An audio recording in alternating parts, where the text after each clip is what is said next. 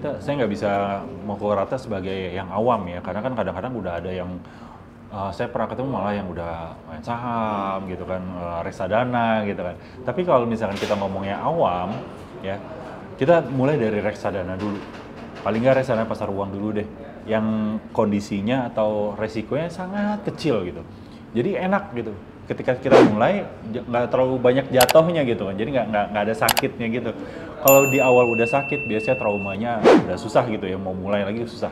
Jadi saya saranin misalkan baru mau mulai dari reksadana dulu gitu kan. Atau misalkan, oh ternyata yang baru disisihin masih sedikit nih, 100.000 doang nih per bulan gitu kan. Gimana nih kalau 100.000?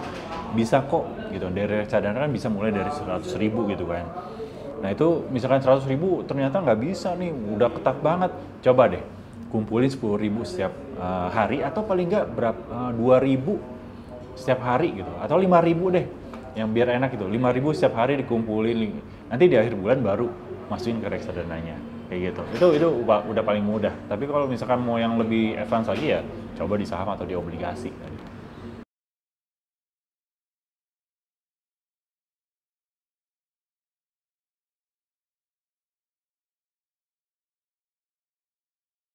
Tentunya diadain dulu uangnya ya.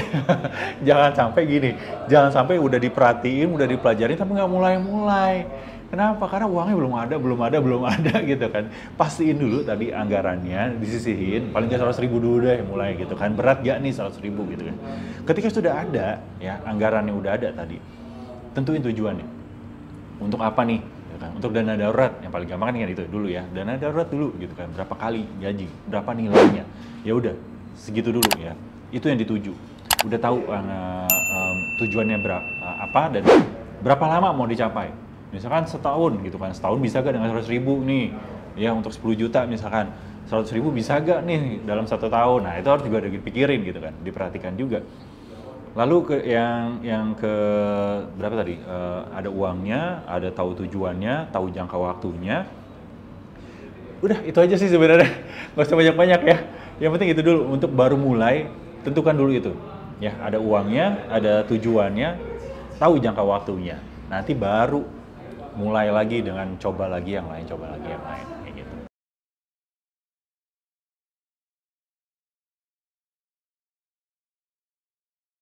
Kita balik lagi nih, konsep yang nomor 2 tadi, tujuannya untuk apa? Kalau sekarang lagi turun atau lagi rugi ya, atau lagi merah lah istilahnya gitu ya. Kita butuh sekarang atau enggak? Tanyain dulu.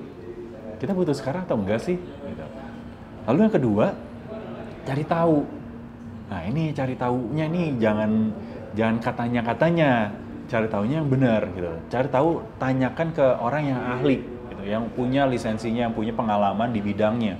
Jadi referensinya pun nggak perlu cuma satu. Kadang satu orang bisa punya pendapat A, satu orang bisa pendapat B. Ada 10 orang bisa sampai J, KLMN gitu kan pendapatnya. Dicari tahu benang merahnya nih apa sih yang terjadi, kenapa bisa turun, kenapa bisa rugi pada saat ini gitu. Dan kerugian itu belum tentu terjadi atau belum tentu terrealisasi kalau kita belum ambil. Itu kan masih di atas kertas. Ya kecuali misalkan kita beli sahamnya nggak bergerak kemana-mana nih, udah turun aja, kan ada tuh saham kayak gitu. Nah itu baru berpikir ulang nih, bikin strateginya. Ya kalau sudah tahu tadi ya tujuannya untuk apa, lalu alasannya kenapa dia bisa turun atau bisa rugi, lalu tentukan jalan keluarnya, cari jalan keluarnya ya. Misalkan nggak bisa sendiri, cari orang yang bisa membantu, ya cari ahlinya atau cari temen yang memang sudah pengalaman, jadi bisa diskusi. Nah dari situ, jadi jangan panik. Yang penting itu jangan panik, cari tahu dulu, lalu cari jalan keluarnya. Nah kalau panik cari jalan keluar, nah itu yang bahaya. Itu bahaya. Udah tahu ada jalannya, tapi bisa kemana-mana nih. Kalau orang panik kan nggak tahu ya. Akal sehatnya tuh kadang-kadang nggak kepake gitu. Jadi yang penting tenang dulu, cari tahu bener gak nih alasannya seperti ini, dicerna dulu, baru cari jalan keluarnya seperti apa.